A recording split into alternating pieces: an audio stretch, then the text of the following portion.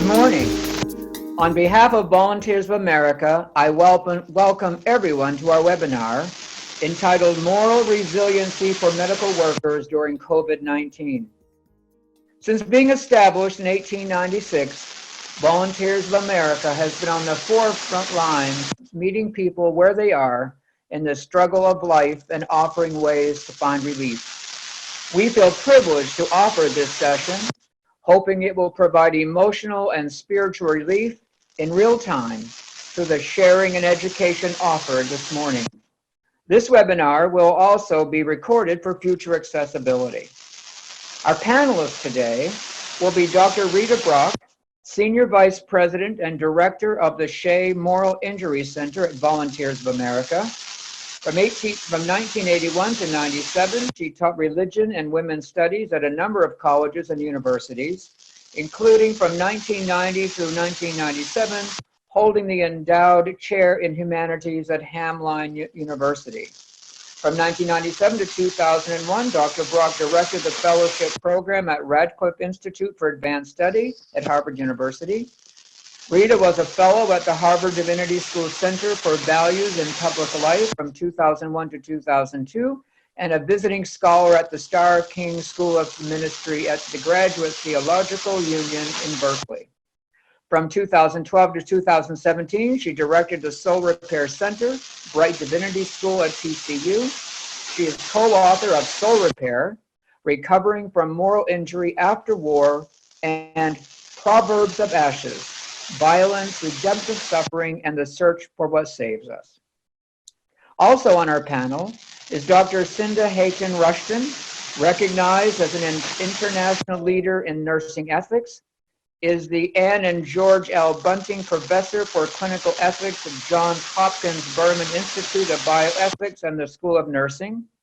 Dr. Rushton holds a joint appointment in the School of Medicine's Department of Pediatrics and co-chairs the Johns Hopkins Hospital's Ethics Committee and Consultation Service. A founding member of the Berman Institute of Bioethics, her current scholarship focuses on moral suffering of clinicians, moral resilience, palliative care, and designing a culture of ethical practice. In 2016, she co-led a national collaborative State of the Science initiative, transforming moral distress into moral resilience in nursing, and co-chaired the American Nurses Association Professional Issues panel that created a call to action, exploring moral resilience toward a culture of ethical practice. She is author and editor of Moral Resilience, Transforming Moral Suffering in Healthcare, a member of the National Academic Science, Engineering, and Medicine Committee on Systems Approaches to improve patient care by supporting clinician well-being, and a fellow of the American Academy of Nursing and Hastings Center. I am Al Boyce, lead chaplain for Volunteers of America and moderator for this morning. So here's how we will spend the next hour of our time. We'll begin with Rita sharing what she feels we need to know about moral injury today on this topic. While she is speaking, I invite you to post any questions you may have for her in chat. Following Rita, Cynda will speak. After Cynda is done, Rita will ask Cynda any questions that you may have sent for her on chat. And after Cynda is done, Rita will finish her presentation to us. Following that, I will ask her questions that you may have presented to her on chat as well. With that, it is with my pleasure that I remind you that this event is recorded, and those who are in the meeting today will receive afterwards an opportunity to have the video, as well as we will be sending you handouts and a bibliography and other resources, a somewhat kind of a toolkit to help in the moment regarding COVID-19 and moral injury. With that, we now turn to Rita. Thanks, Al. I'm going to ask if you could mute your microphone because we're getting some static. I think it's I hope it's not mine. Okay, I think that stopped the static. Good, all right, awesome.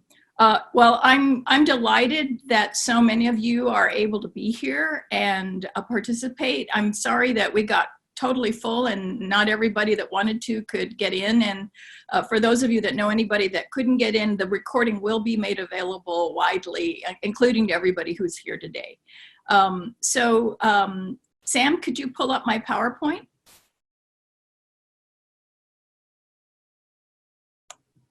I'm going to begin by giving you a basic definition of moral injury so that you can understand the context in which the work of moral resilience is so crucial, because the outcome of lacking moral resilience is to have moral injury, which is a very devastating thing. Next slide.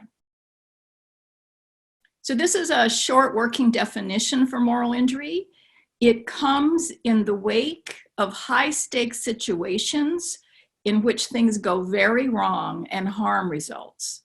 So the first place this was studied was, of course, in war with veterans of war, but there are many other places where moral injury can occur. Anyone who has a moral conscience is susceptible to it. It can emerge in those who do the wrong, those who are harmed by those they trust, who have power or authority. So it can be something that is done wrong to you, not just something wrong that you might have done. It can affect those who are witnesses to that harm. This is what you might call bystander effect. And it can affect those who have an emotional investment in an event and hear about the harm. So it can come from many different ways. I actually know people who never actually had to do something, but just even getting ready and imagining having to do something pretty devastating has affected them deeply. So it's serious, and it disrupts our love and meaning systems. So as human beings, love is crucial to survival and to being a decent person and having a sense of our own humanity. So to have that disrupted is a major break.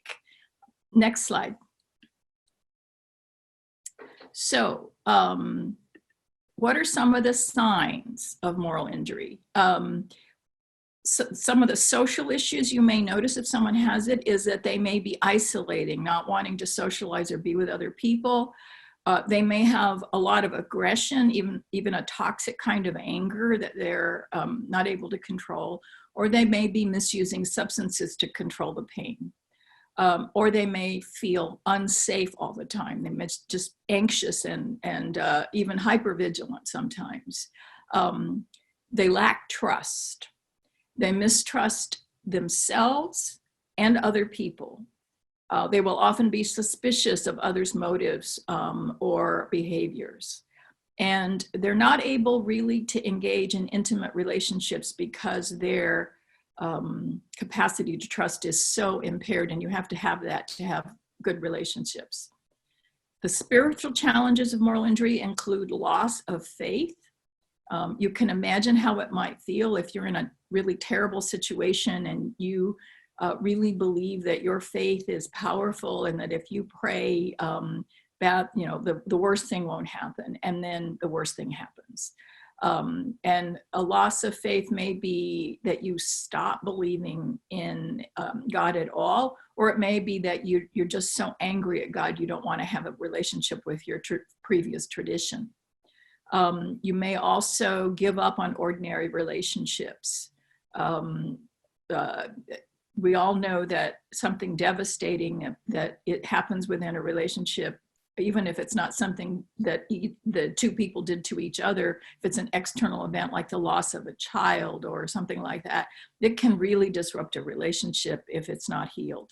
And moral injury shows up often in high divorce rates in people who experience it, or them just not connecting anymore to people they previously related to. It can also mean people lose that kind of personal discipline and structure that they have in their lives, that they don't like authority, don't like structures, resentful of it, or themselves just give up all the personal disciplines they used to have. Existential issues include fatalism, despair, and another sign of it is important is unrelenting grief, sorrow that just doesn't have comfort in it at all.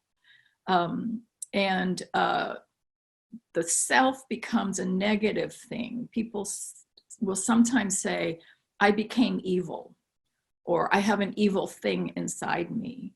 They may loathe themselves, really hate themselves, or say things like, I don't know who I am anymore, but who I was just isn't here.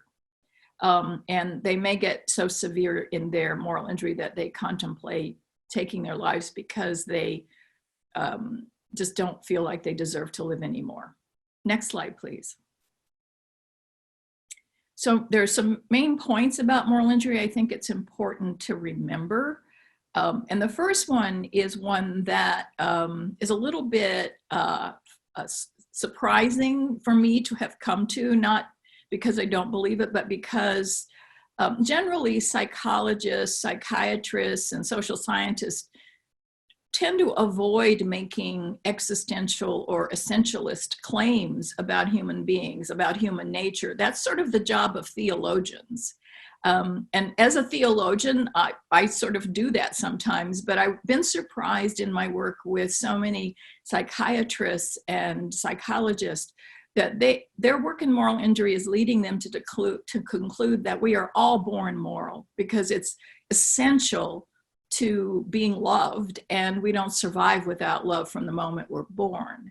And I actually agree with them. I do believe that human beings are born moral, which is why moral injury is such a serious personal crisis and a collective crisis. It's not just something that can happen to one individual. It can happen to whole groups of people. So it's really important to remember we are born moral. And moral injury, therefore, is also not a disorder. It's a risk of the human condition and human frailty, but it results in a sort of war inside that is anguishing. And it comes from that moral place in us, our humanity, that is now fighting with our experiences that devastated us.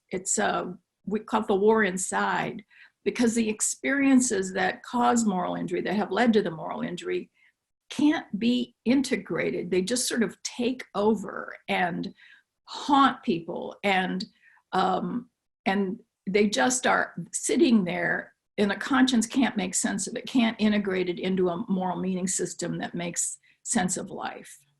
So alleviating that suffering, alleviating the moral anguish of moral injury, requires us to actually reconstruct our humanity.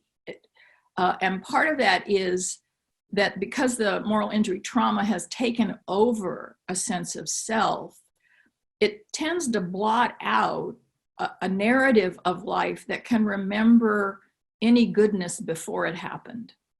So part of the task of alleviating the suffering is helping people reconstruct a life narrative where the moral injury isn't the only defining thing about that life. And that's the process that begins a way to create a sense of meaning and purpose that will make sense of our lives. So reconstructing our humanity is how we recover from moral injury, but that reconstruction can't ignore the moral injury. It can't just say, okay, well, that's in the past now and we can move on. You don't really move on from it. It's never going to be forgotten.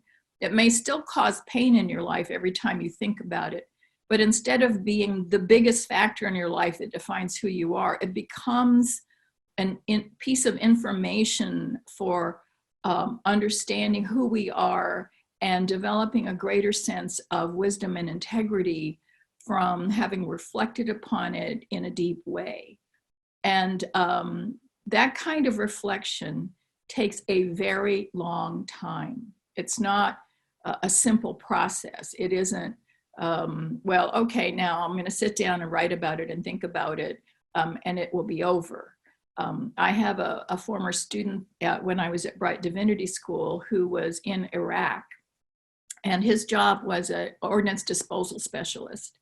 And he came back from that experience devastated, devastated for a lot of reasons, and did what often happens when you're in that state. He drank and was angry and was hard to get along with. And he said one of the things that saved him was that he was able to, that there were people in his life that were able to be with him and stay with him even when he was hard to be with. And eventually he became able to go back to college. He got married and he came to seminary. And I met him when he was starting seminary, and he'd never heard of moral injury. But when he heard of it, it clicked for him. It made him begin to re-examine all that stuff he'd been carrying that he really hadn't processed. And so he and I have maintained a relationship since he graduated, and he's gone on to Emory University to do a doctorate in theology and ethics. But what I find interesting about how he continues to process his war experience is that every time he talks about his moral injury, there's something new in the way he talks about it. There's some new story or some new insight or some paradox or complexity that he's struggling with. And I think moral injury is a serious enough injury for most of us that's a lifelong process. It's not ever going to just be finally finished and resolved, but every time he thinks about it, it becomes another way that he understands himself better. So he is, I think, in doing an amazing job of integrating it, thinking about it, sharing it, and reconstructing his own humanity. And that is what it takes to recover. So I'm gonna, you can go back to the screen now, Sam. So I'm now gonna turn it over to Dr. Cynda Hylton Rushton of Johns Hopkins University, and let her explain to you this amazing work that she's been doing on moral resilience, because I think the only real protection from moral anguish descending into moral injury is to develop greater moral resilience. And she's one of the best people I know on the subject. So I'm really thrilled that she had the time today to share her work with you. And so Cynda, it's all yours. Thank you, Rita. And welcome to everyone who's pausing to reflect on some of these really hard issues. It's a time where I think we need our sense of community, and we need to know we're not alone and have some ways to really confront the reality of what's in front of us. So welcome, and thank you for inviting me to be here. So Sam, I'm going to have you start the slides, but as we do that, I want you to just reflect for a moment about how you are right now and sort of what you're bringing into this space today, because I think for many of us, we're feeling pretty distracted and overwhelmed. So Sam, if you can start and just go to the second slide, please. Next slide. There you go. I don't know about you, but this is how I feel. Sort of that feeling of, you know, so much going on, so much distraction, and so much suffering right now. I have spent a lot of the last 5 weeks working with a group of colleagues trying to think about how we're going to allocate our scarce resources. And every day it feels like there's more and more distractions, there's more and more questions that we really can't answer. And yet we must, and we have to continue forward in the midst of this uncertainty and the many conflicts that we're experiencing. So just to acknowledge that's kind of where we are right now, and to just give yourself a moment to locate where you are in this moment. So next slide, please. So next slide. As we begin, what I'd invite you to do is just to remember why you're doing the work that you're doing. It's really easy in the midst of all that chaos to forget why we're doing the work that we're doing. And as Rita was talking, one of the things that helps us be able to show up and to serve in the midst of this is actually to stay really closely connected to that sense of why we're here, that sense of purpose.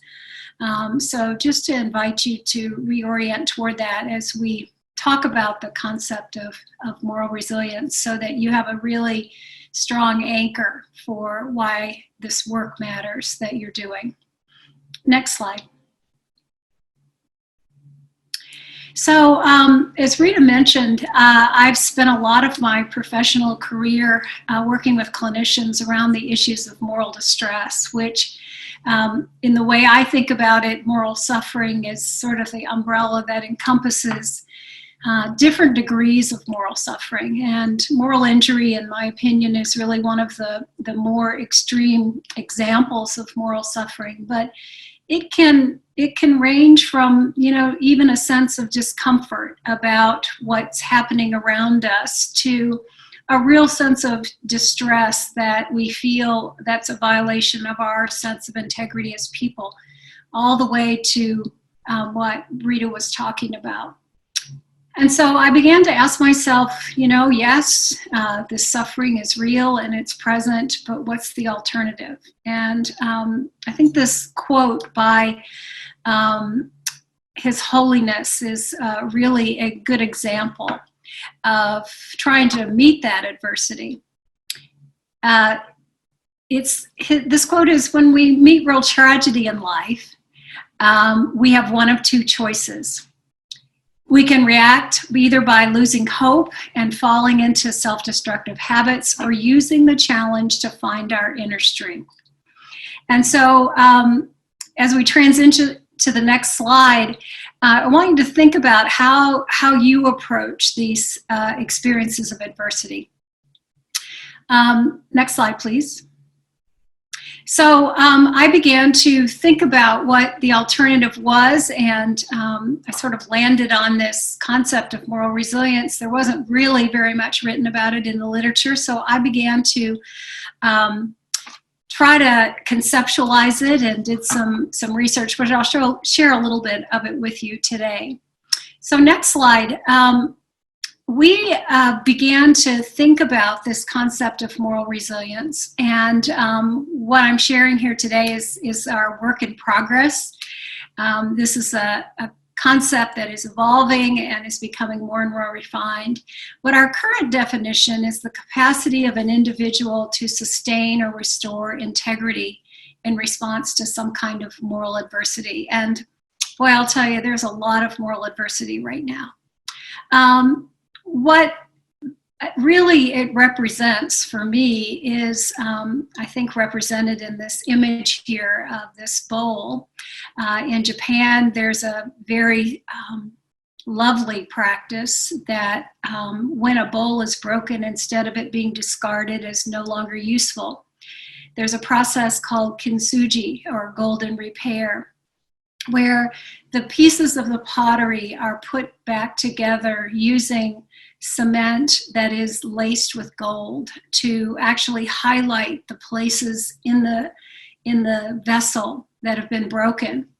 And instead of hiding them or putting them out of our sight, the process is of one to actually honor those places that had been broken, and to see this vessel being put back together in a new way, perhaps a stronger and more beautiful way, but not to turn away from the broken parts. And so for me, moral resilience is really about putting back into harmony the parts of ourselves that have been threatened or violated in this experience of moral adversity. I want to be clear, though, that it's not being complacent. It is not acquiescing to unethical or unacceptable situations, or putting a positive spin on a really unacceptable situation. Or importantly, moral resilience is not about putting all of the responsibility on the individual, but rather to see this as a pathway for us individually and collectively to create an environment of integrity. So next slide, please. as we think about moral resilience, some of the important dimensions include this capability to discern the boundaries of integrity. And we're going to talk about integrity in just a moment.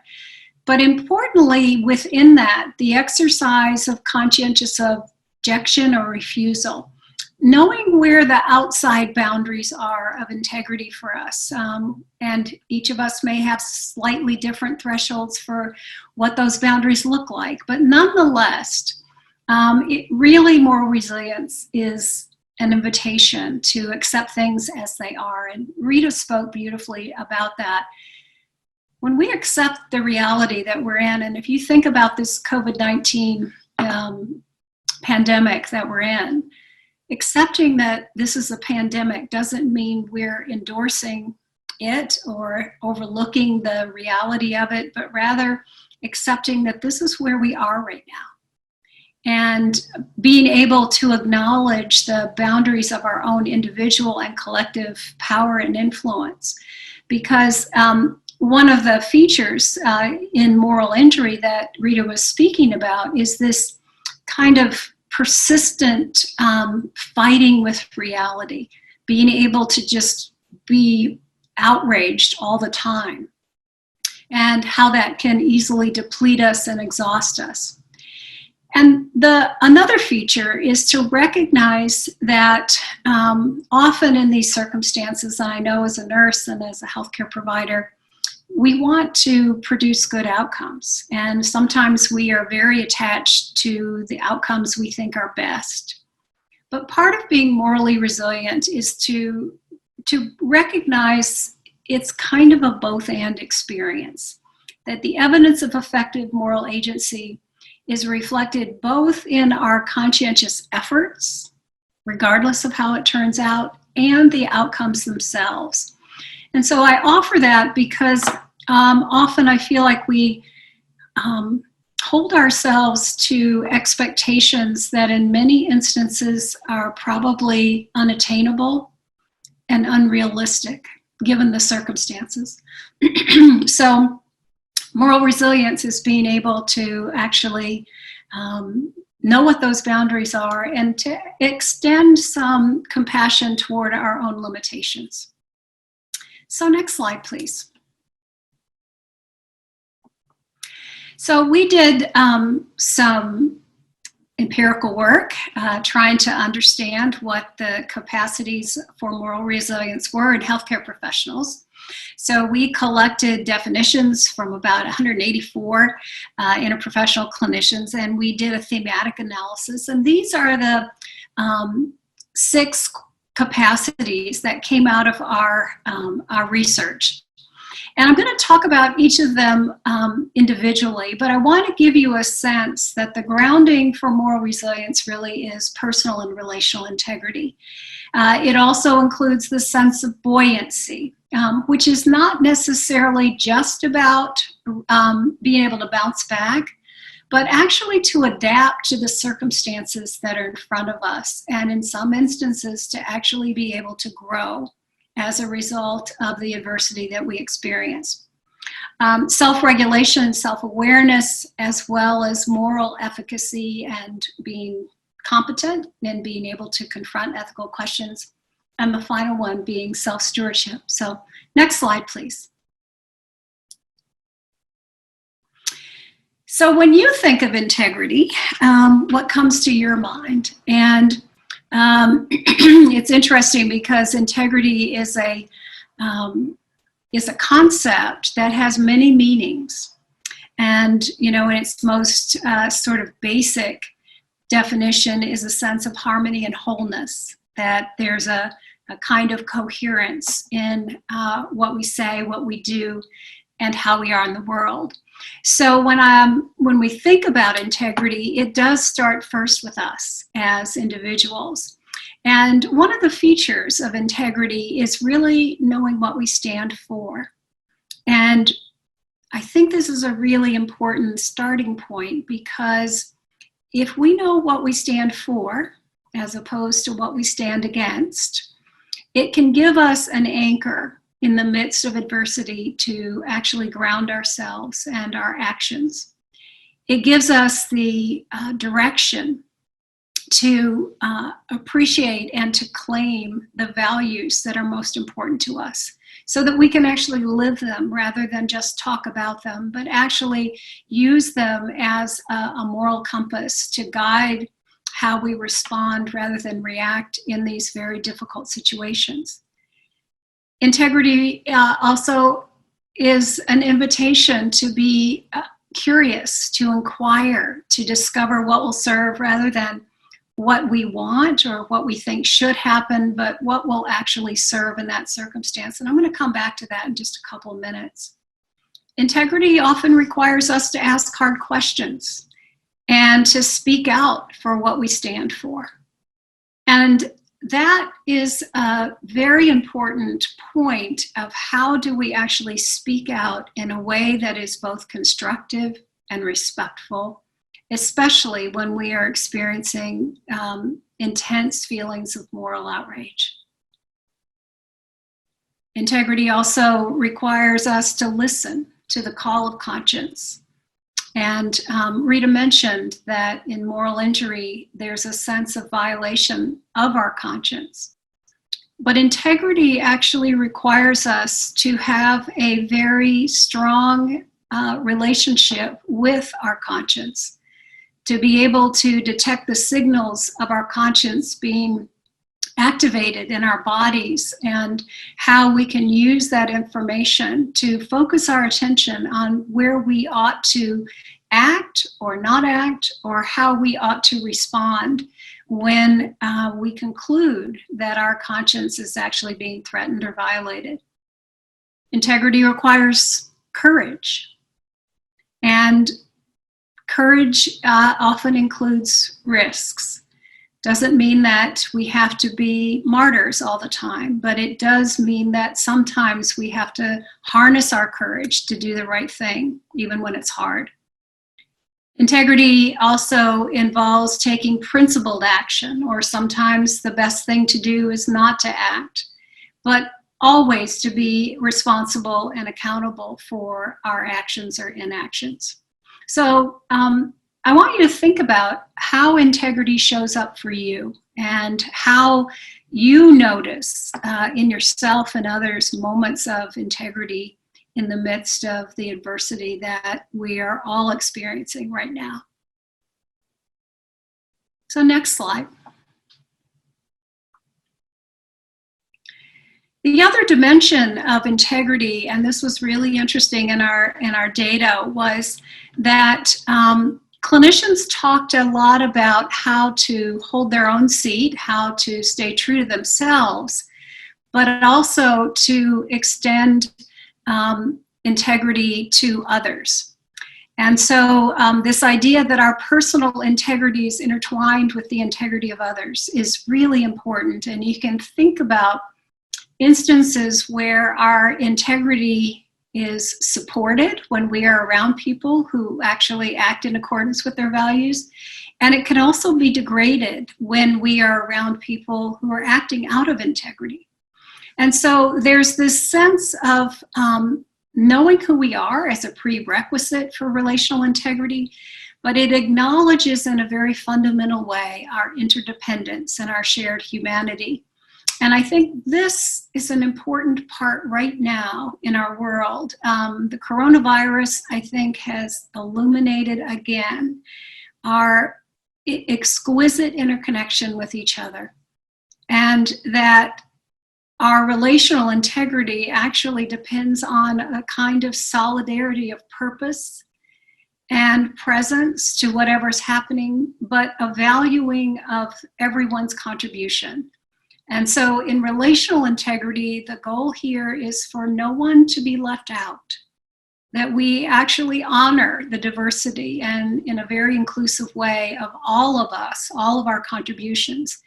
And this, for clinicians, I think is particularly important right now, because what I'm hearing from some of my colleagues and others who are not in the healthcare field is the sense of I'm not doing enough. And yet, all of our contributions in whatever capacity they are, matter right now. And so this sense of relational integrity. Next slide. Kaz Tanahashi is a calligrapher and Japanese translator, and I asked Kaz at one point to help me understand what integrity meant in the Japanese culture, because I was doing some work there. And this is the Enzo that Kaz painted for me. And in his description of integrity, he defined integrity as whole oneness.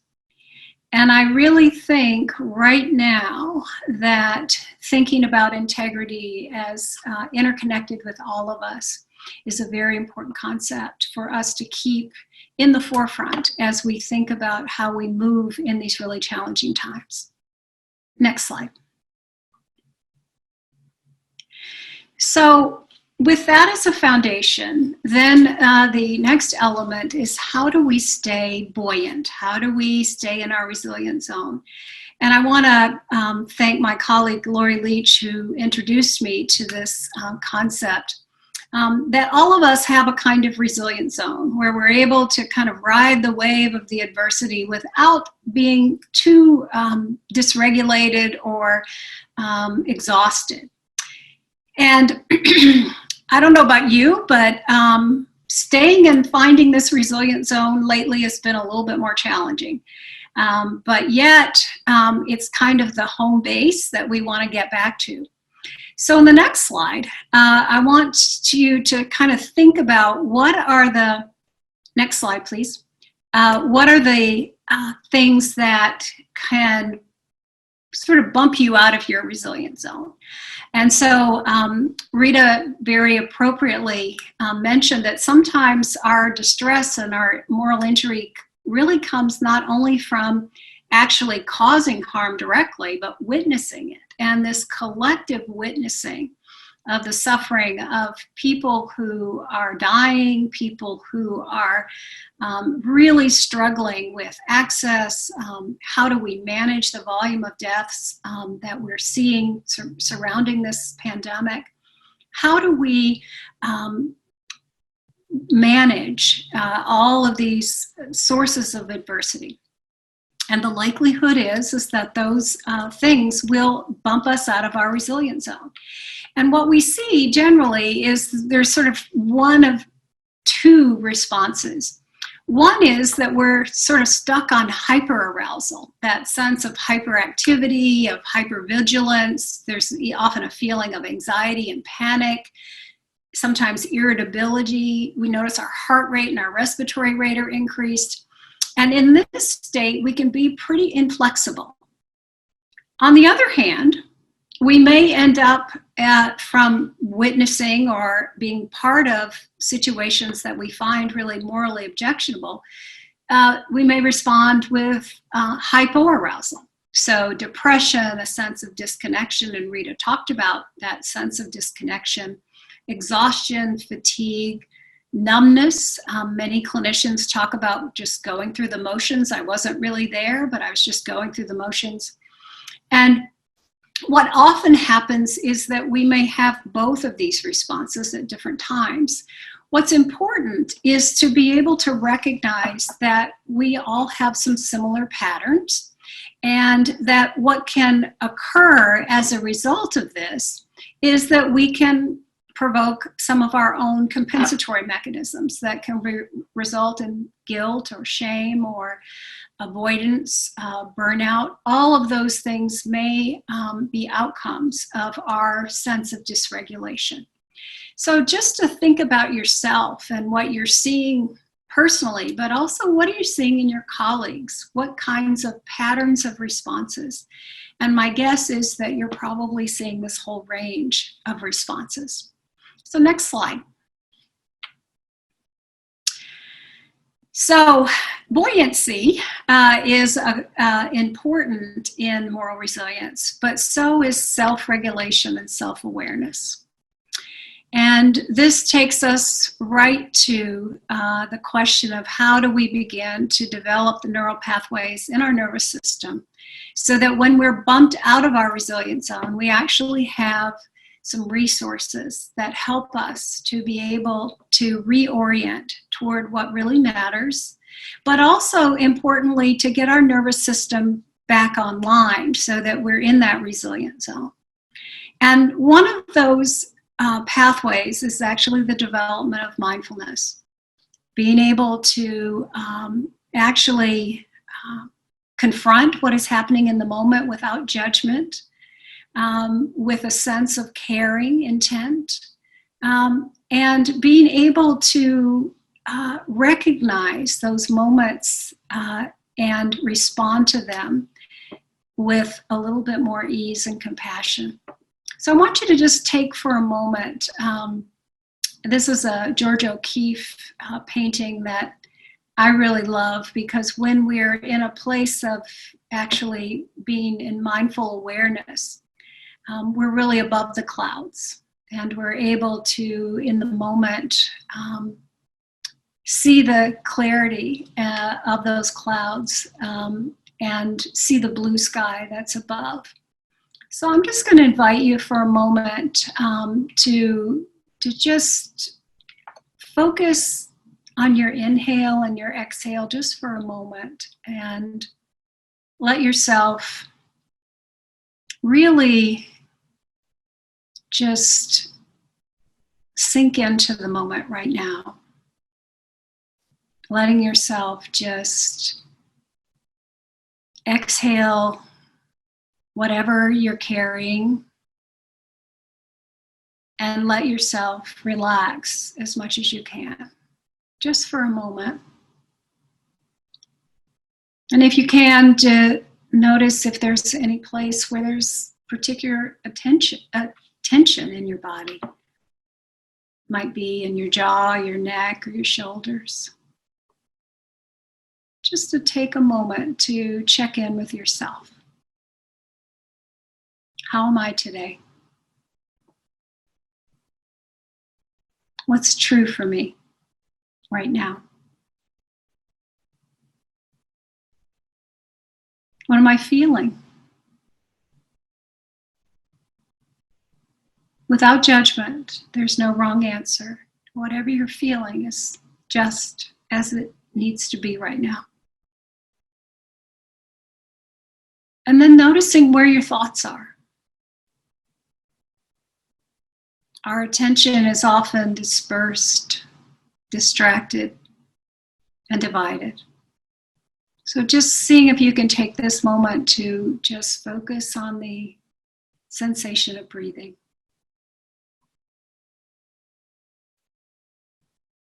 This ability to pause just for a moment is so important in the midst of what we are currently doing. We have to find a place of rest in the midst of, as Frank Asaseki often says, finding rest in the midst of.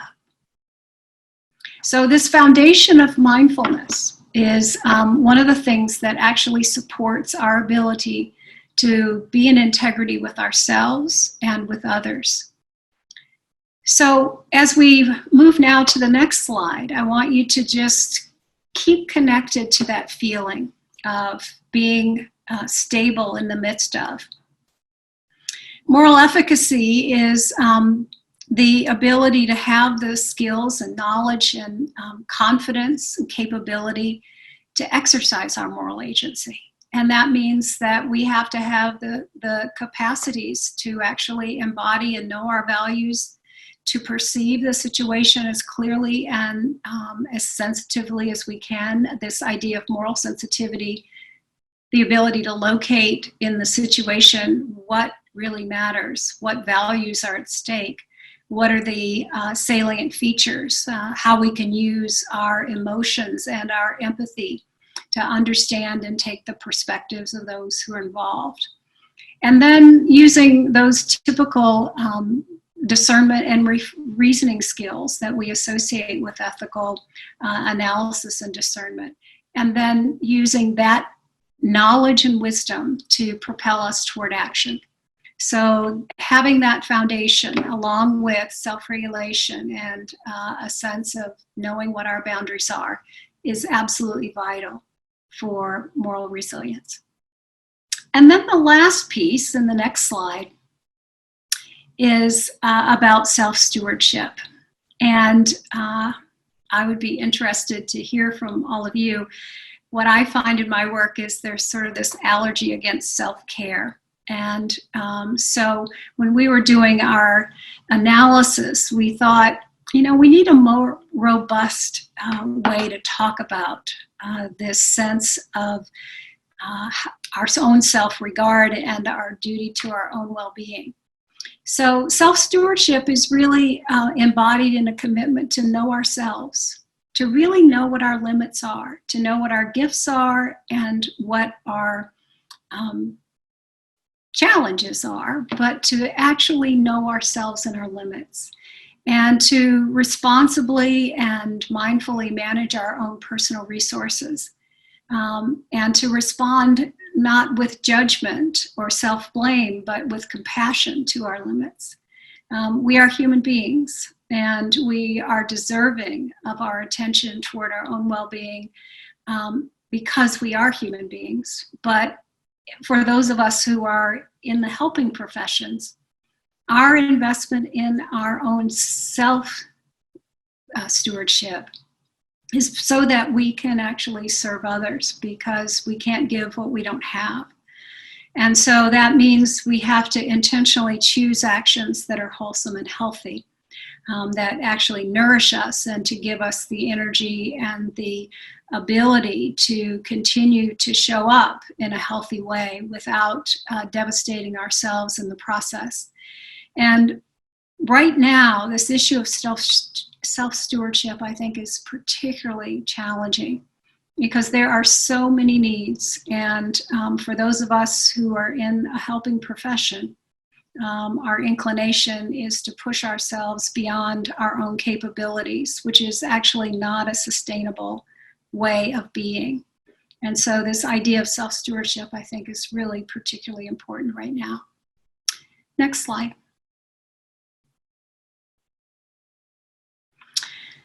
In some of the work that I've done with frontline nurses, trying to develop these capacities in nurses, one of our colleagues, Jen Simmons, who's a surgical ICU nurse, said this: "We are all resilient and courageous.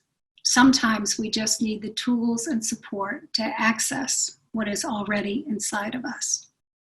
And I think that's absolutely true. As you work with others and with yourself, is to remember that we wouldn't be doing this work if we weren't resilient. It's now a matter of how do we actually amplify and strengthen our resilience in the midst of situations that really challenge us in new and important ways. Next slide. So I want to end this part of our my presentation with an offering. I've been had the privilege of teaching with Roshi Joan Halifax now for about 20 years, and teaching in the GRACE program since its inception with Roshi Joan and Tony Bach. And Roshi Joan created this mnemonic of grace as a way to cultivate compassion in the midst of whatever circumstances that we find ourselves in. And we teach this program in a weekend. I hope we'll get to do it again in person. But nonetheless, I think these elements of grace certainly have been a resource for me, as I have been like you, in the sort of midst of trying to recalibrate in a pandemic. But the elements of grace can actually provide us with some practices that help us when we're confronting these challenges. So the foundation of grace, the G of grace, is gathering our attention. So just as we did a moment ago, sometimes it's just an inhale and an exhale, being able to actually gather the threads of our attention into the moment. The second element of grace is recalling our intention. And so on the next breath, we could actually, on the inhale, remember why we're here. And that recalling intention is really connecting us to our ethical foundation, to who we really are, to why we are here, and what we intend to bring about. So being connected to that sense of support and motivation is really vital as we try to create the conditions for compassion to arise. The A of grace is somewhat counterintuitive, because attuning to ourself as helping professionals, we tend to focus on the other. But in this model of compassion, we have to first attune to what's going on with us. What are we bringing into this situation? Noticing our own situation, and then to enlarge our awareness to include the other. Once we have taken stock of where we are and what is happening for us. And that means then, being attuned to the experience of the other, and both from an affective point of view, but also from a cognitive point of view, the idea of perspective taking. What is it that this person in front of me might be experiencing? What might their challenges and their suffering be? And then the C of grace is a very important step that moves us from this process of actually attuning and being able to perceive the situation clearly, to answer the question, what will really serve?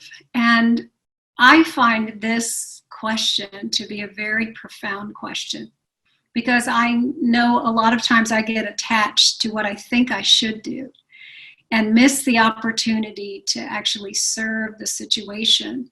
What is needed here? What will serve? How can I use my gifts, my talents, my insights in a way that actually benefits the other person? And then the E of grace is moving from considering to action, and to do that in a way that is connected to our ethical values, and doing so in a constructive and respectful way, so that we can bring about the best outcomes for everyone. And then to end whatever encounter we have had with another person. So I just offer this mnemonic for you as a practice, as a way to really be with the challenges that we're all in at this point. Last slide. So I want to leave you with this. Peter Elyard says, the future is not someplace we are going to, but one we are creating. The paths to it are not found, but made. And the activity of making them changes both the maker and the destination. So as we journey together, I think one of our questions is, what kind of future are we creating? And how can we use the opportunity to actually recognize the degree of moral suffering that is present in ourselves and others, and to commit to a process of healing and cultivating our moral resilience, so that on the other side, we will actually have healthcare professionals and communities that are healthy and whole, rather than decimated by this experience. I think there's one more slide, and then we can shift to, this is information about our book if anyone's interested in it. I think I'd like to shift away from the slides now and see what kind of questions people have. Cynda, thank you so much. This was so helpful. We've had several questions come up. So what I'm going to do is just offer them and let you decide the order in which you'd like to address them and how much.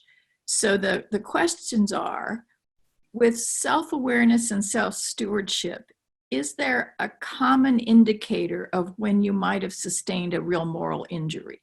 The second question is an example of a nursing student who was not able to touch or take the hand of a patient because of the lack of, a concern about the virus and protective equipment.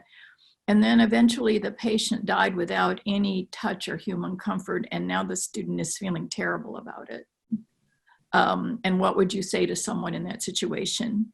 And then a question about terminology. Why moral versus spiritual resilience? What's involved in this? Is there a distinction, or what's involved in one or the other? And then the final one is mindfulness similar to what yalom means in a therapeutic context about here and now? Wow, great questions.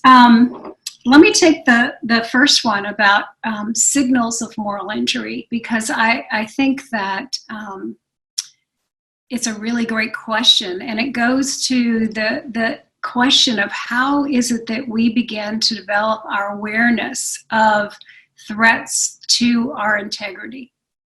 And for me, that leads me back to the neuroscience, because what we know from a neuroscientific point of view is that our awareness of threats are detected in the body before our minds are aware of it. And so the more that we are able to be aware of the signals, and if you think about, your amygdala is a salience detector. It's trying to scan all the time for threats. Threats to our integrity are similar, and we may actually experience some of those same physical sensations in our bodies when our conscience is violated or threatened in some way. And just think about, that feeling in your gut when something's not right. Part of it is to actually pay attention to those signals and to inquire what might be going on here. I also think that when we think about signals is pay attention to the narrative that we are repeating and repeating. So I'll give you an example. In my work with clinicians, one of the narratives that I hear all the time is, why are we doing this? Why are we doing this? Why are we doing this? And it's an interesting, sort of phrase, in that there's a couple of different ways we could answer to that. Why are we doing this? And another way is, I'm trying to make meaning out of this circumstance. So I think when we often get in these loops of questions that we keep repeating and repeating and sort of ruminating about, that ought to be a clue too, to inquire and say, what's at stake here? Why does this question keep coming up? Why am I distressed about this particular situation? Because it's interesting. Warren Reich, who's a theologian, wrote a really interesting paper about the phases of suffering. And I think part of being able to recognize our moral suffering is that it needs to go from the sort of inchoate knowing that something's not right to be able to actually bring voice to it. And so sometimes that is also an important part of just, being aware of, how you respond to threats of any type, what some of those patterns might be when you become dysregulated, when there's a constant, sort of narrative that you're repeating over and over again. And I also think that there's often patterns of questions that we ask, and just paying attention when those questions start coming up. That feeling of doubt You know, when we feel that we have violated an important value, there may be a sense of guilt. There may be a sense of shame.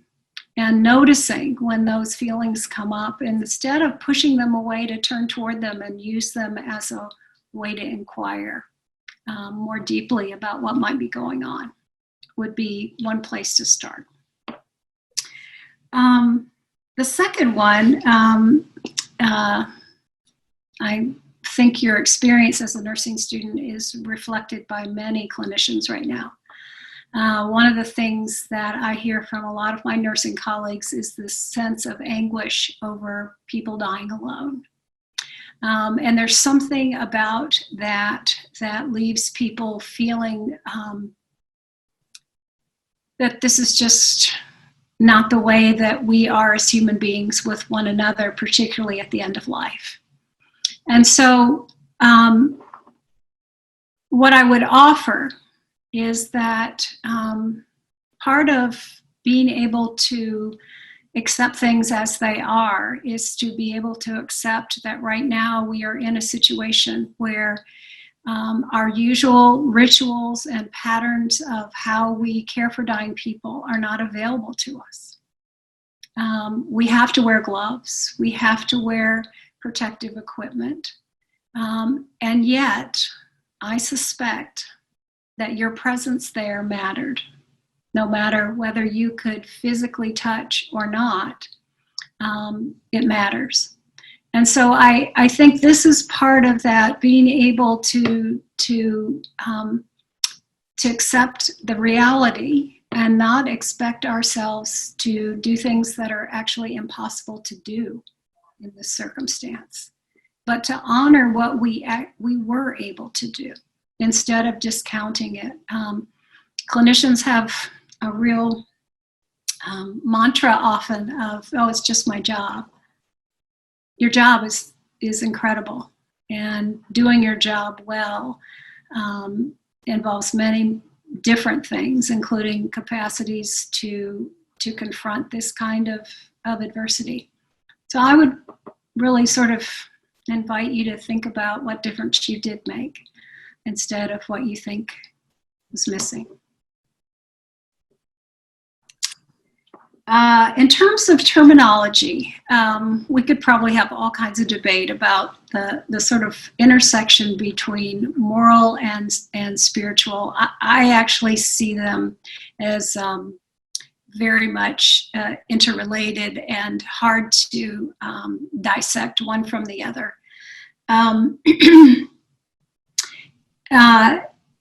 I think the reason that we chose to talk about moral resilience was because of its grounding in integrity, as integrity being a moral state and a reflection of our character and who we are.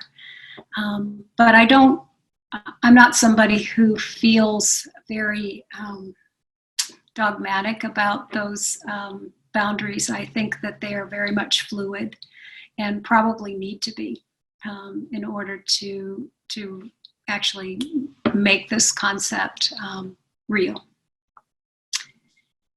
Rita, is that the last one, or was there one more? There was one more about Yalom and mindfulness, and one of the other chat comments about that, which might be a better way to get at that question, is some clients cannot tolerate mindfulness. Mm-hmm. How do we assess when that wonderful resource may be triggering someone? Mm-hmm. And the same person said Yalom's concept of working in the here and now is not the same as mindfulness. Yeah, so I think there's a couple of different questions inside those. To me, I think mindfulness is about finding a place of stillness, and that there are many ways to do that.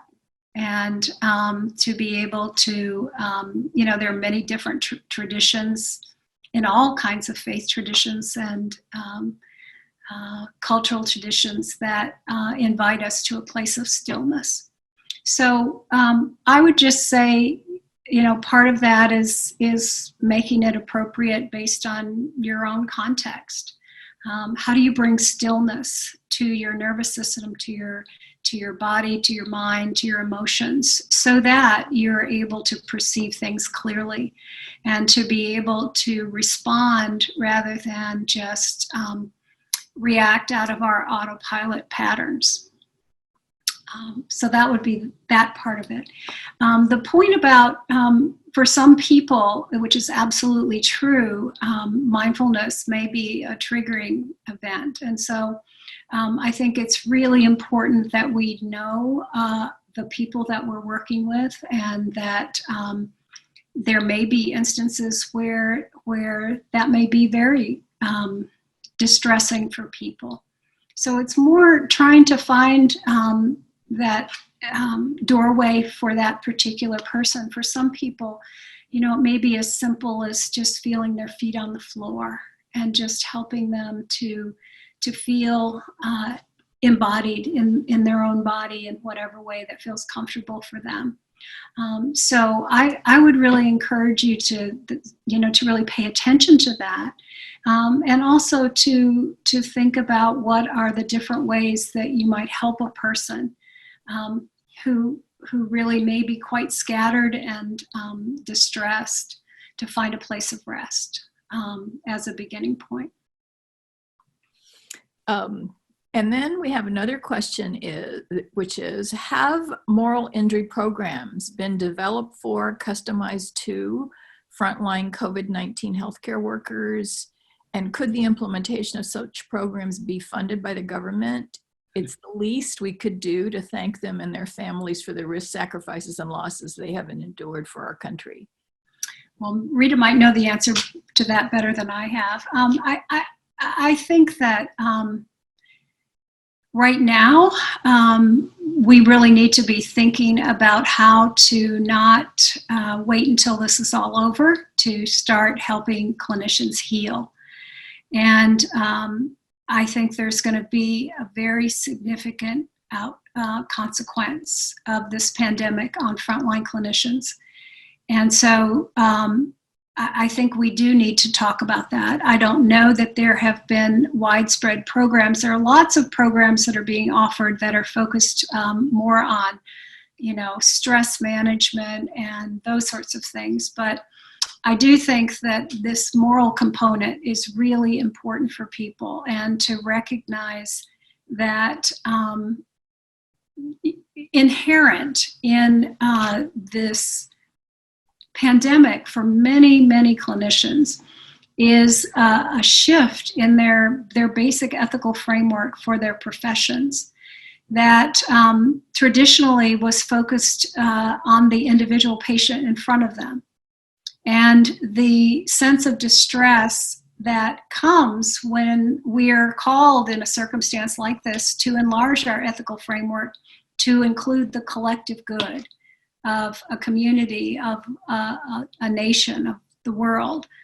And that shift has with it, I think, elements of distress and can lead to a sense of moral injury when we feel like, as our colleague, our nursing student brought out, when we can't do the things that we normally would, it can feel as if we are abandoning either our patients or our values.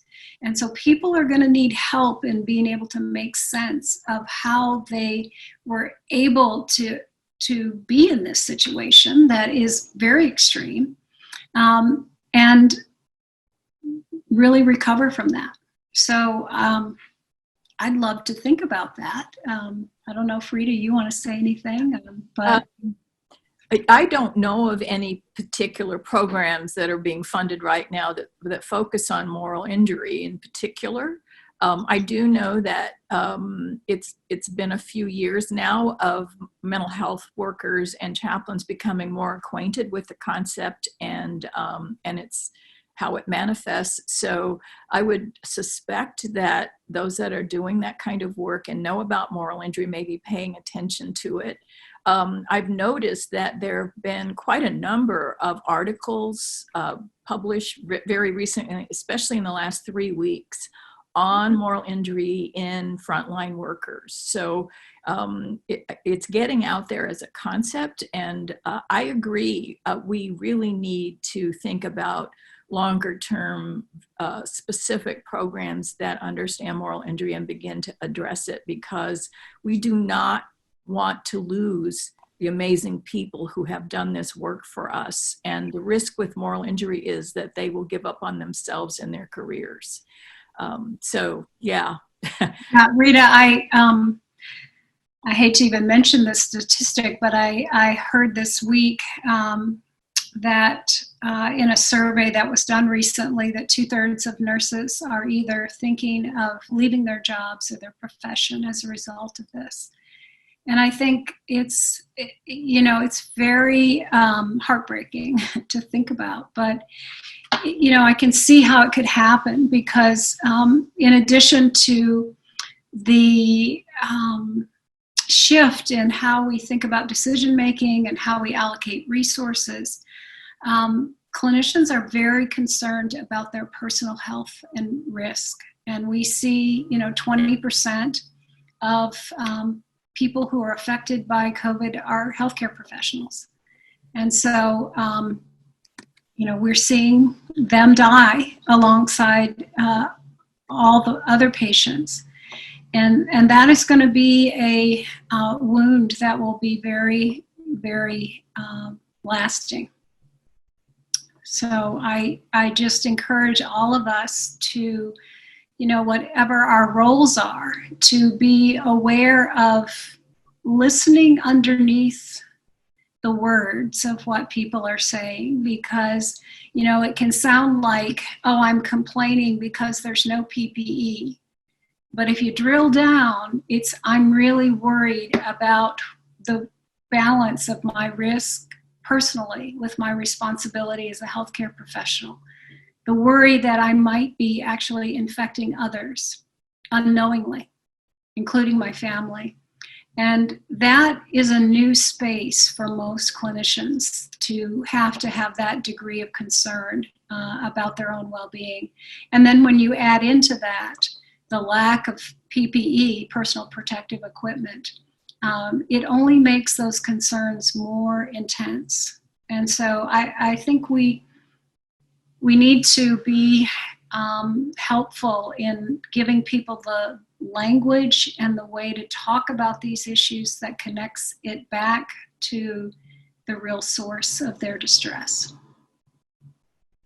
So I agree. I think often what people are saying isn't exactly what's going on with them. It's how they're expressing it, and especially anger, frustration, and the kind of anger that you can have for not having the protection you need and things.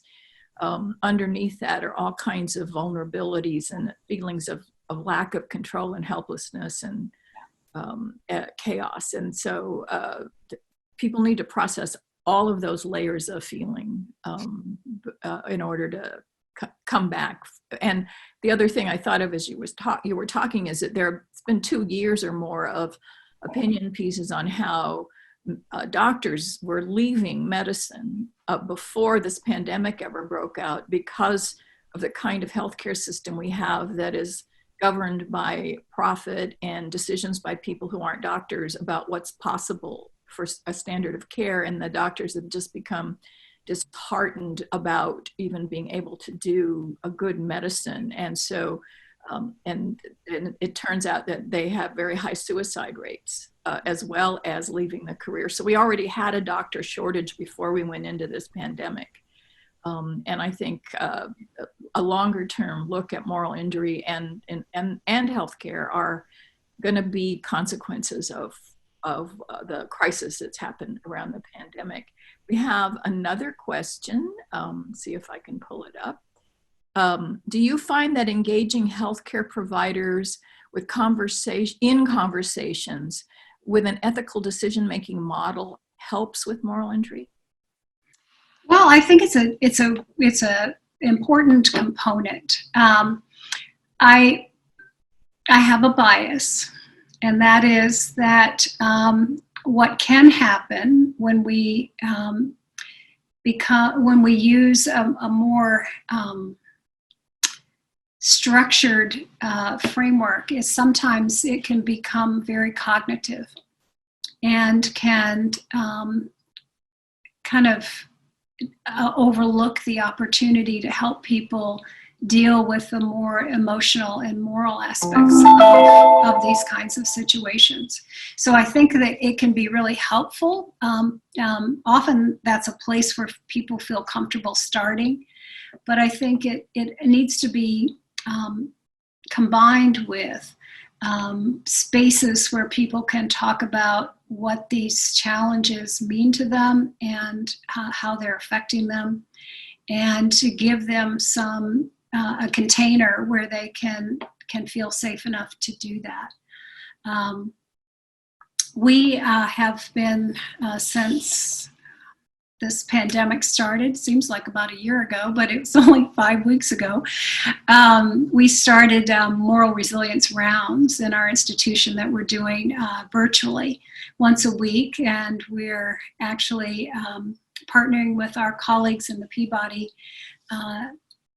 School of Music, and they do a brief musical interlude, and then we do a gathering mindfulness practice, and then invite our community in a web-based environment to share what their challenges are so that we can explore those together and to offer some support to people who are in these really challenging circumstances. And we have a question about, we've talked about ways individuals can acknowledge moral injury and support moral resilience, but I wonder how you've considered integrating social and institutional influences on moral injury into the problem in the literature. Absolutely. So it's a great question, because people often think it's an either or proposition, and we have definitely approached this for both and. And in our book, what we've tried to do is, we've talked a lot about the individual today, but obviously these are insufficient alone. We need to have structures that actually have an ethics infrastructure, an infrastructure of support, and institutional commitment to be able to support these more systemic solutions. And also part of that is having a way to detect the patterns in the organization that are causing moral distress and moral injury, and being able to notice those patterns so that we can develop strategies to respond to them, rather than, my big worry, and I was on the National Academy's committee focusing on burnout, is I think it's easy to sort of say, oh yeah, well, we've assigned the chaplain to do something, and it can, it can sort of leave people feeling like, well, the box got checked off, but we haven't really thought together about what would a more robust sort of notion of how do we use our spiritual care colleagues' expertise in a more robust way, that one of the things our chaplains are doing, and it's wonderful, they're making rounds on the units and are creating new ways of actually being available and making their expertise more visible. I think we have to really take stock, and it's to Rita's point, right now is a time for us to take stock of what resources we have and what resources are needed, and we need to have more than individual responsibility be the driver of the kind of organizations that have an ethical practice environment. That means we've got to have ways for people to speak up. We have to have vehicles for that to happen. We've got to have policies. We've got to be able to create trustworthy mechanisms. All of those pieces are absolutely necessary in order to actually support individual and collective integrity. So I'm with you 100%. It's all hands on deck, and it's all of the above. So I have another question that it's sort of related. They're two slightly different questions, but I think they're the same question, which is that you mentioned moral resilience rounds as a practice in your institution. Is there a tangible benefit for processing moral injury experiences sooner rather than later? Which relates to a question earlier about troops in battlefields. Is there some kind of vitamin C preventative that keeps them from descending into moral injuries? So I think both questions have something to do with early intervention. Is there any kind of early intervention that's helpful? Well, I think it's a great question. And, what's a bit of a challenge is we don't have an instrument to measure moral injury. We have a measurement for moral distress. But what we do know is that what can happen as we create spaces for people to explore these issues is that sometimes initially the intensity of the distress may actually increase because now we've acknowledged it. But I think that creating a consistent space where we can come together and bring these sorts of issues can actually help people to talk about them and to process them before they become disabling. And that's really our hope, is that, we want to create these spaces so that, people know that we're paying attention, that this is a real experience, and we want to acknowledge that, and that there is a supportive community around who can help in the process of making sense and meaning out of it. So I really think proactive rather than waiting until the house is burned down makes a lot of sense.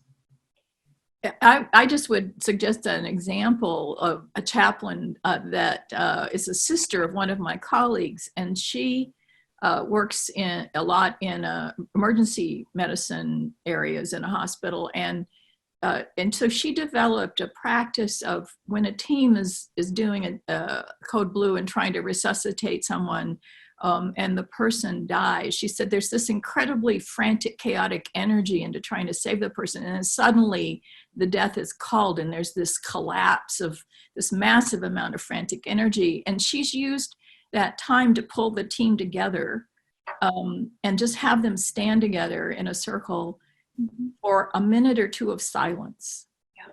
That lets them, instead of jumping to the next emergency immediately where they accumulate, just giving them a minute or two to calm their hearts down, to take in what happened. Actually taking it in is actually valuable. And so she does that, and then she concludes with a short prayer for the dead person and for the team and their well-being. And so the hospital started calling her the Minute Chaplain, because they found it so valuable to have that pause in chaos. Yeah, I think it's a really great point. Our actually that practice came from our colleague at University of Virginia, John Bartell, who was an ER nurse, and he started the pause. And I think anytime we can create space in the chaos, it's a great thing to do. And sometimes that can just be in a one-on-one conversation, but it also, I think it's a great time to be courageous and innovative. Start new patterns, start new rituals, start meetings with a bell. Do something that disrupts the patterns of chaos and confusion and uncertainty. All of those are important ways to kind of help us get back on track. And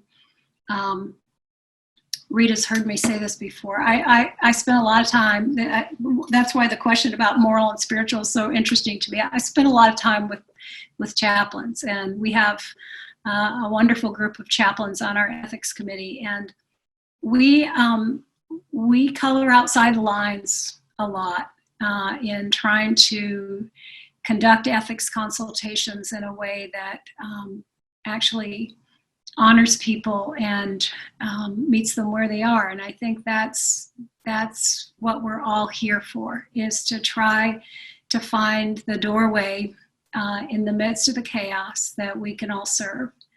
And all of us have important contributions to make. So I'm really delighted that we've had this time together today, and that hope that something that we shared today will be of benefit to you and to your work. So thank you so much. Thank you so much, Cynda, for this amazing hour. It's just been, I've learned a great deal, and there have been some wonderful comments. We weren't able to get to all the questions and comments, but for those of you out there listening, I invite you to read some of the chats, because there's stuff appearing about what people are doing as well as questions. And so it's turned into a wonderful and fruitful conversation. So thank you for both helping us understand moral resilience and for igniting what I hope will be ongoing conversations on this in the future. And we wish you well, and we hope you stay well as well. Well, and to all of you, one of the things I often say is, may everyone here receive what they are meant to receive with grace and ease. So thank you for all you're doing, and you be well as well. Thank you, and we'll let you go now. I know you have another meeting to be at. So thank you so much. All right. So I think I can take over from here. What I thought I'd do as a transition is to address a couple of questions that went by on chat. You can hear me? Can you hear me, Al? Okay, good. All right.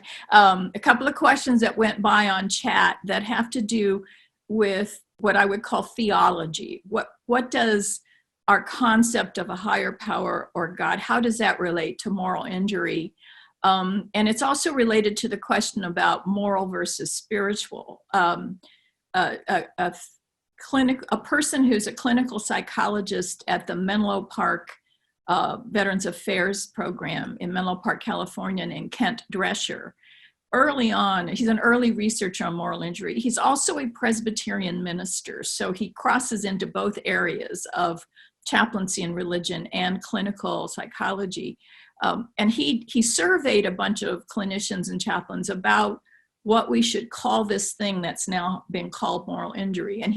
And there are a lot of different terms that were being floated: spiritual injury, moral injury, inner distress, inner injury, a whole bunch of things. And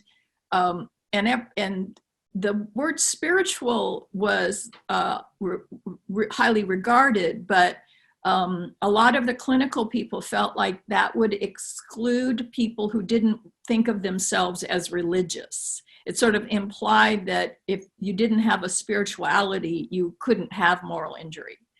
And since the largest group of people that's increasing in the United States in terms of religious affiliation is no affiliation, they felt like it was important to have a term that would include anyone. And so the term moral, and they also discussed the word injury itself. Should it be some other term? And they decided injury was more neutral than disorder or some of the other terms that you might use for it. And so that's how we got to the term moral injury. And it's not a perfect term, but it's now in usage. And what I'm finding, and what I found when I first started doing this work, mostly with veterans of the military, is that when you use the term, they almost instantly recognize it as something that is in themselves, but they didn't have a language for it. So I think that just the term itself can help people focus on something that they vaguely felt but didn't know what to do with. So that's how we got to the term moral injury. And Kent Drescher also, I think even in that same essay, and it will be in the bibliography that we prepare for you that you'll get later after we're done with this webinar. He said that having a harsh and punitive understanding of a higher power actually aggravated moral injury. Because then not only are you punishing yourself through your conscience, but then you believe that God in some way is punishing you for something you did or whatever. So, and the articles by the teams that have been working on moral injury, clinical teams that have published them, keep talking about the need for, if you have moral injury, there's a high need for someone to talk to who is a benevolent moral authority. So benevolent is a key word there. Someone who can listen to the stories you need to tell, which may include information that can be quite harrowing and difficult to hear. But someone who will listen to whatever you need to say from a benevolent, receptive point of view, and not immediately start asking questions, looking for a diagnosis or critiquing your experience. And so if you have a divinity that's also quite punitive, you just can't get to that space of being able to fully explore the experiences that are causing you so much pain. So those are just responses to a couple of the questions I saw go by. And so now I'm going to ask Sam to load my PowerPoint for the second half.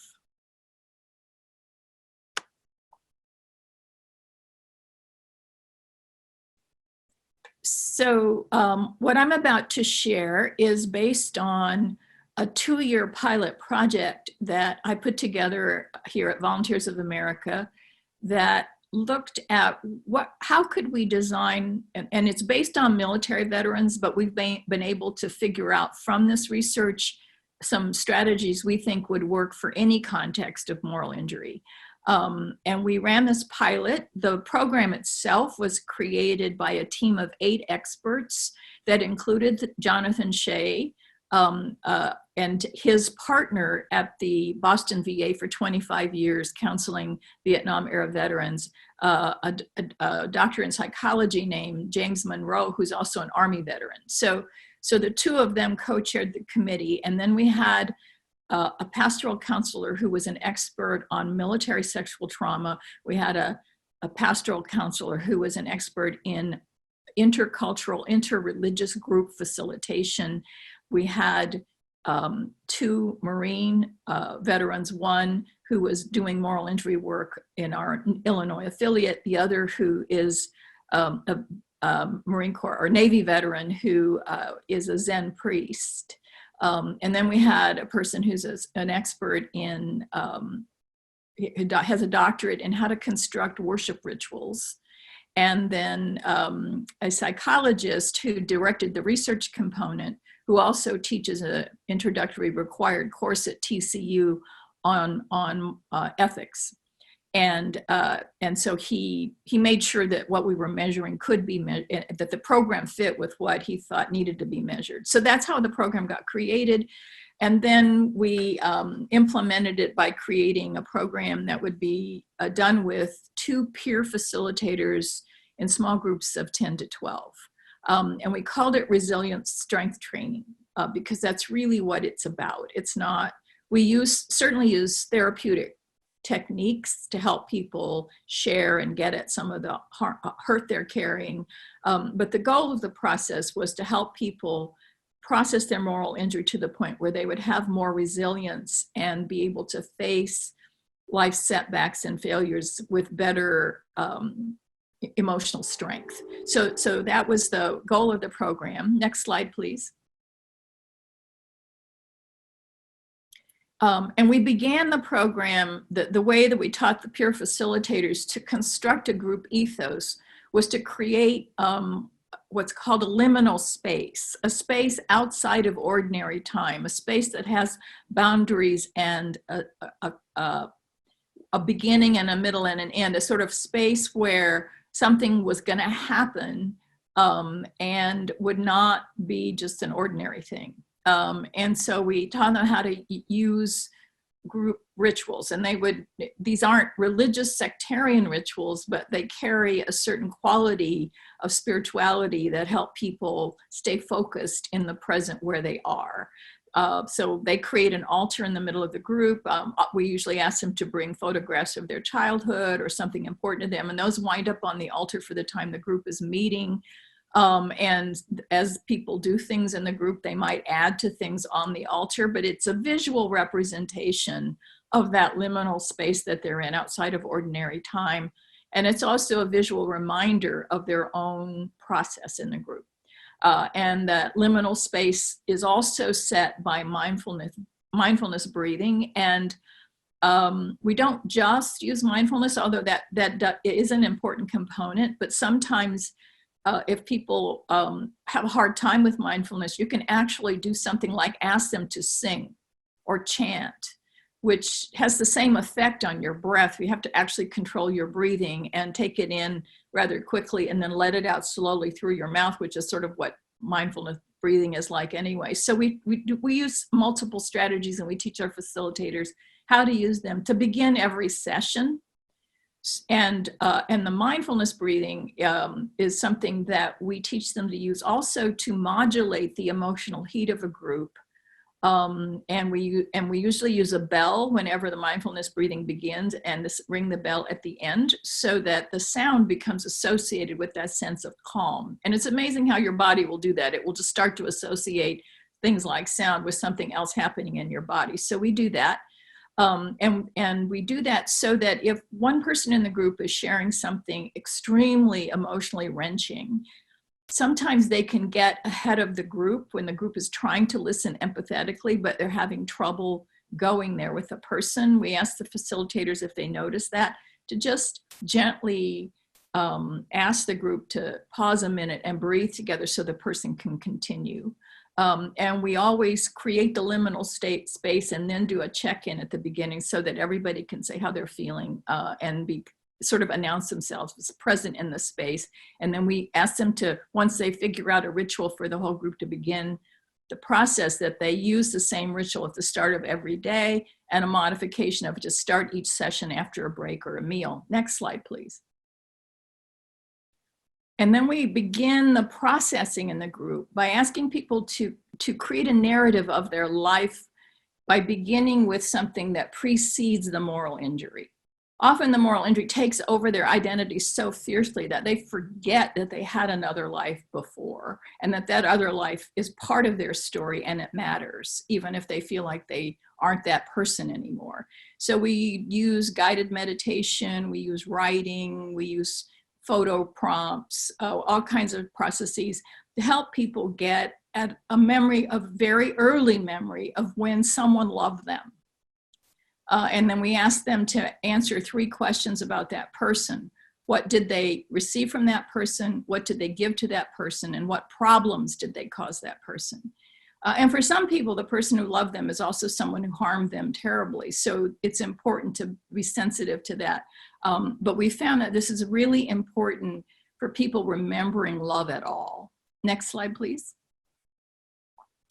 And then we push them into journaling, guided meditation, mask making, all kinds of experiential ways to try to remember the moral injury experiences as fully as possible. I'll tell you that in the handout you'll get after this, I will give you some of these instructions. This is just a sort of summary of what we do, but we have specific ways we do this. And the handbook will have a toolkit of instructions for these exercises. So don't worry if you're not getting this all down, it's a lot. But I just want to explain some of the arc of what we do so you can see what sort of we found was necessary to help people really struggle with their moral injuries. So we have them make masks and write and do guided meditation. Sometimes we give them homework so they come back in the morning. But we want them to try to express their moral injury, write it down, even if it's not a coherent story. And sometimes we do what's called free writing, where we say for 20 minutes, write about this and don't stop writing. And there's something about forcing yourself to keep writing that you often are surprised by what you were able to put down. So we do a lot of different kinds of things like that. And then we bring them back together to share, and the sharing is crucial. So we prepare the group to listen, and we do this very early in the program, and then we keep repeating to remind them that compassionate listening is not the normal way we tend to listen in conversations. We usually are thinking of things we want to say or ask or whatever, but with compassionate listening, it's to just be very still in yourself and focused on what the person is both feeling and saying, not just the words, but also what you're picking up from how they're feeling. So it's an empathic presence. Chaplains really know this. We call it a ministry of presence. But it's that capacity to listen without trying to figure it out.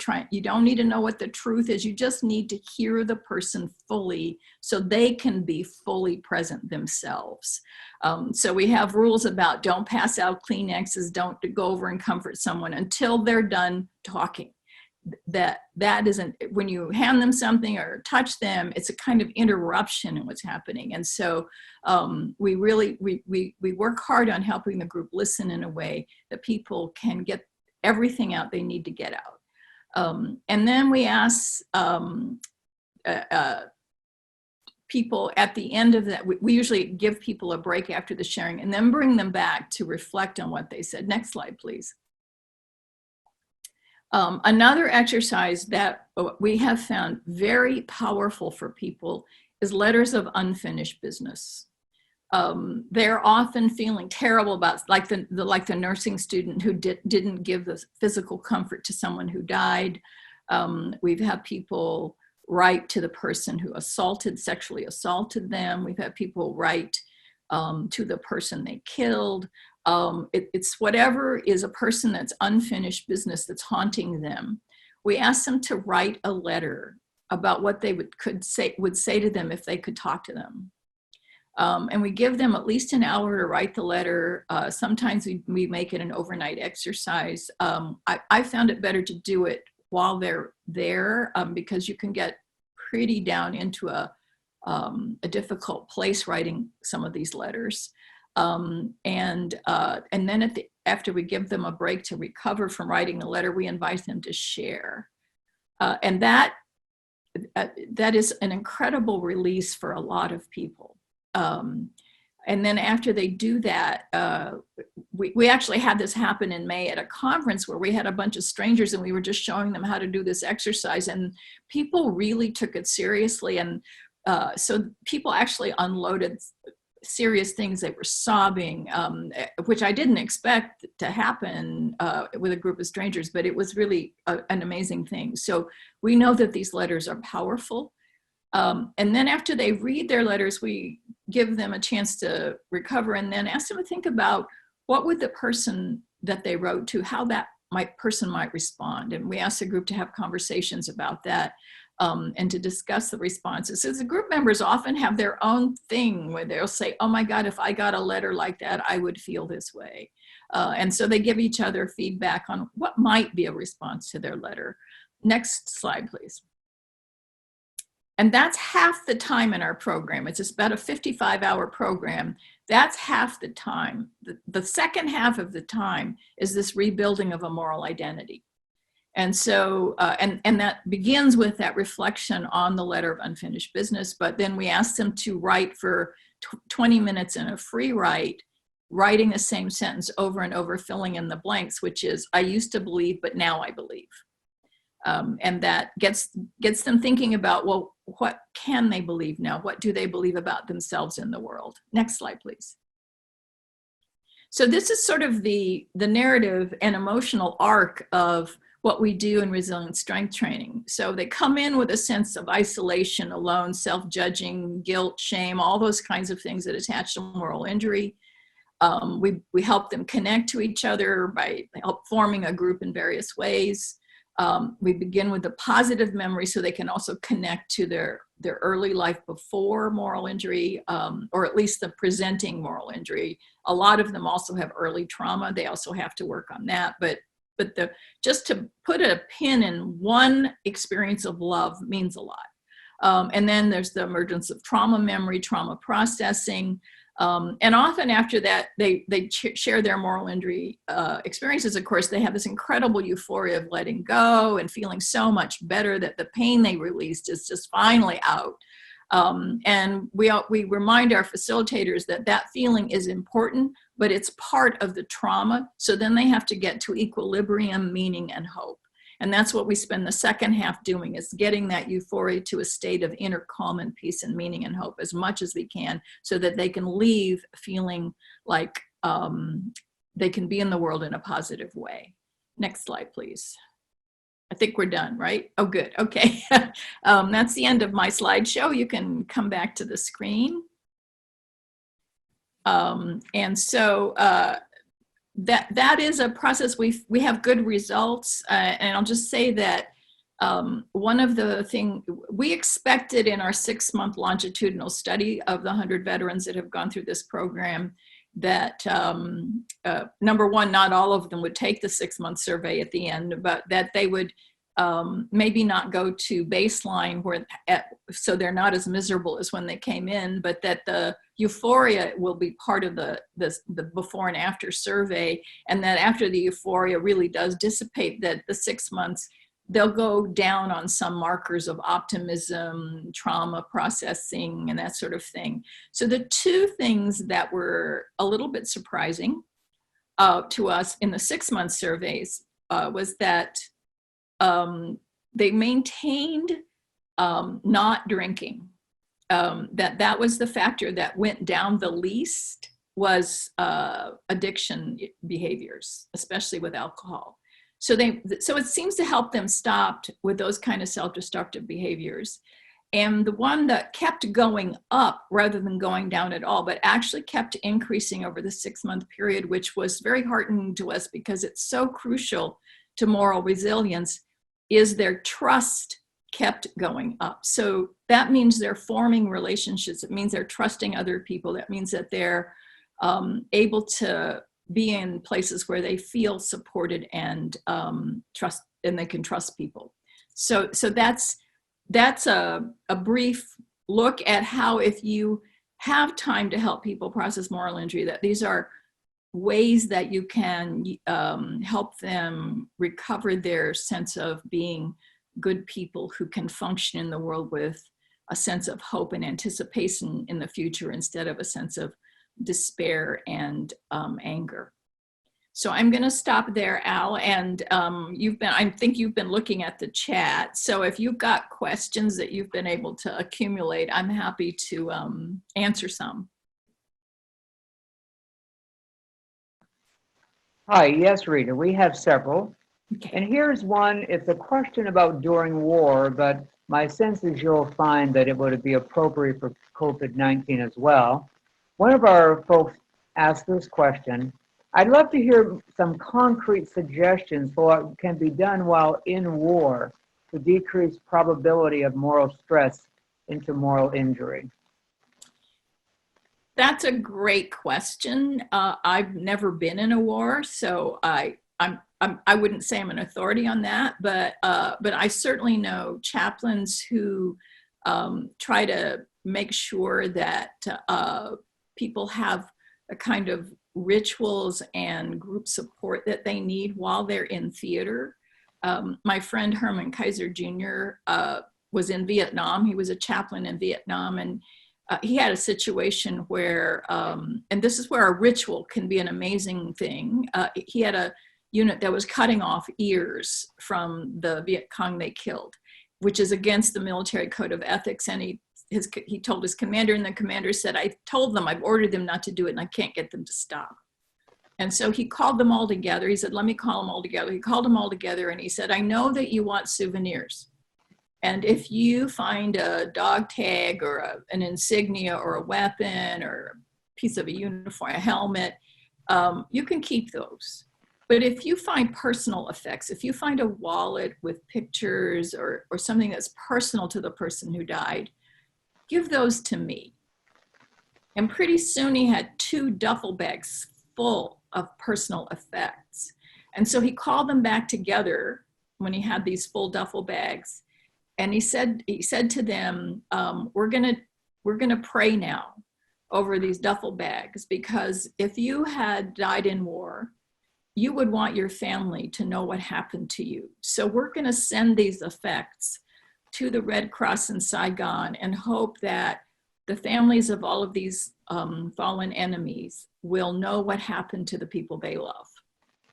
And so we had a little ritual that blessed those duffel bags and sent them on with the Red Cross. And he said they stopped cutting off ears. So it's really important. And he also started serving communion just before people would group together to go move in theater or do a maneuver. He would offer communion to anybody who wanted it. And he discovered that even the religious troops found communion valuable. And I think that it's because their chaplains have this ability and authority to create liminal space, to create a space that isn't the devastation happening all around, but is a sort of frozen moment in ritual time that says we're still human beings and we can be together here with our common humanity and do something that reminds us that we're human beings and reminds us of our humanity.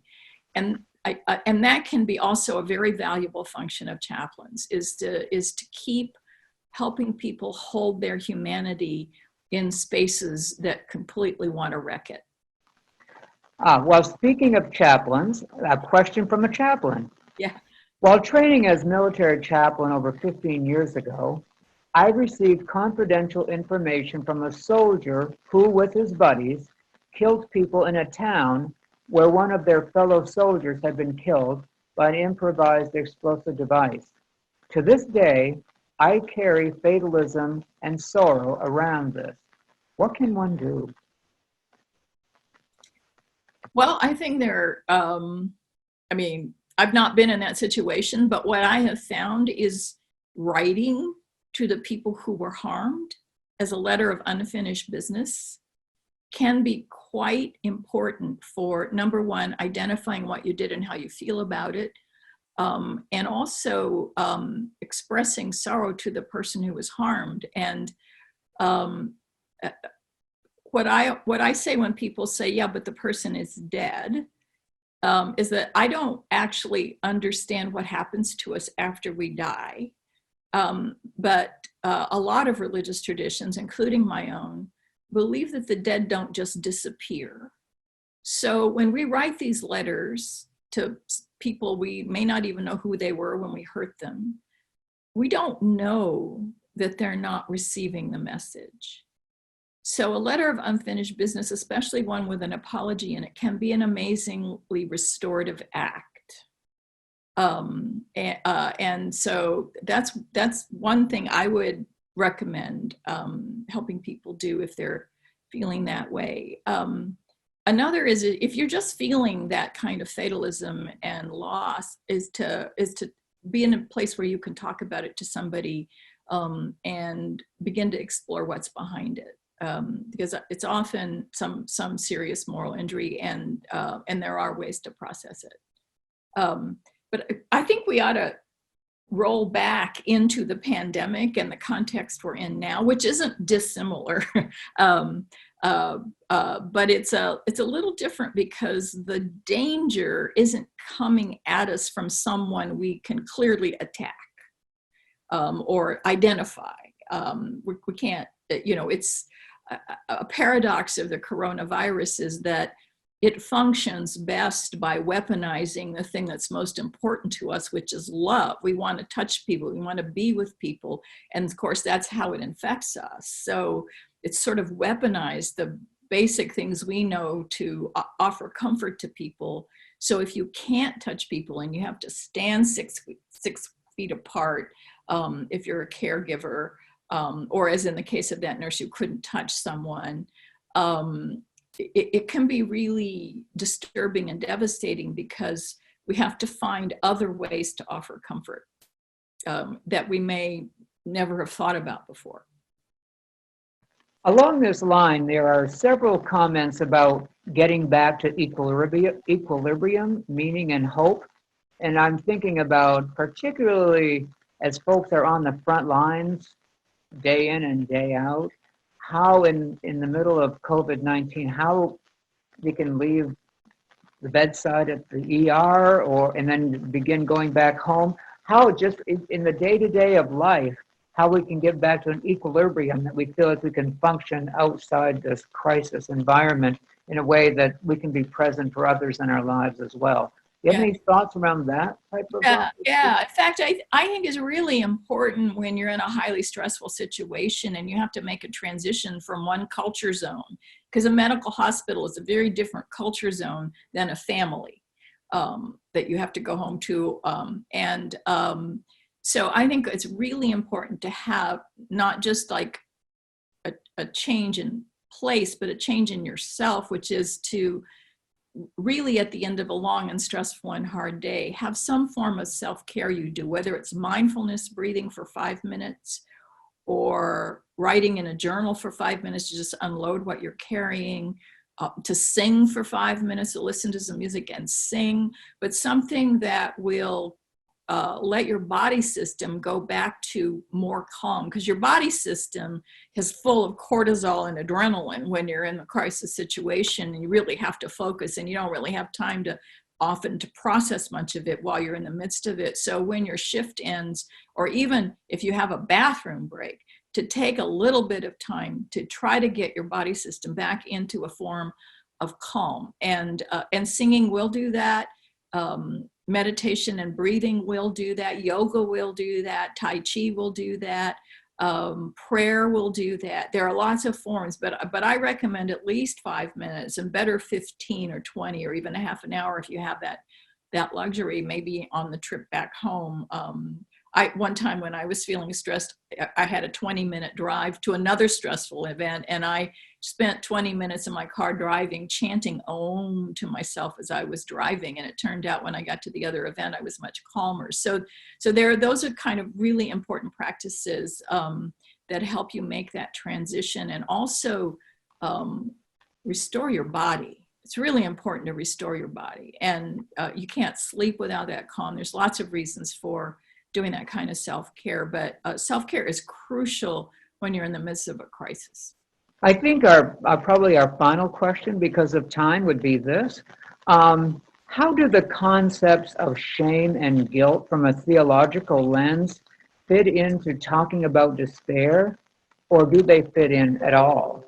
Yeah, guilt and shame are two of the very strong emotions that can show up in moral injury. And I know that people have tried to draw a distinction between the two, and there may be conceptually, but your body tends to experience both guilt and the shame in the same way, as a form of intense and distressing pain, along with other feelings as well, like grief and remorse, and helplessness, frustration, anger. Those are all part of the cluster of that oscillation that Cynda talked about between hyper and hypo arousal.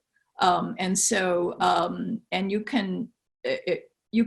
there are lots of different kinds of guilt. You can feel guilt for having something you've done, or you can feel shame for that, or you can feel something like survivor guilt, where you just feel like this is something that you often hear people who have survived devastating conditions say, well, all the good people died.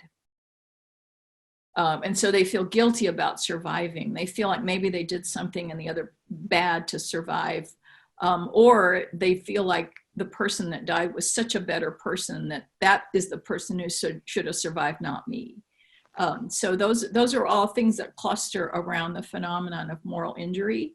Especially when it's a kind of guilt or shame related to another person, then the letter of unfinished business, a way to deal with that unfinished business in some form. Some people in therapy use this empty chair process, or other ways to help people process unfinished business, but it's really important not to avoid going there, but to go straight into it. Thank you, Rita. Yeah. Well, our time is about up, and we want to say thank you to everyone who participated today. And if you did participate, and so long as we have your email, we will happily send on a copy of this video to you. Also, a bit of a toolkit from us, with the handout as a bibliography and resources, as a way to help introduce and provide you an opportunity to grow in strength over moral injury during this time of COVID-19.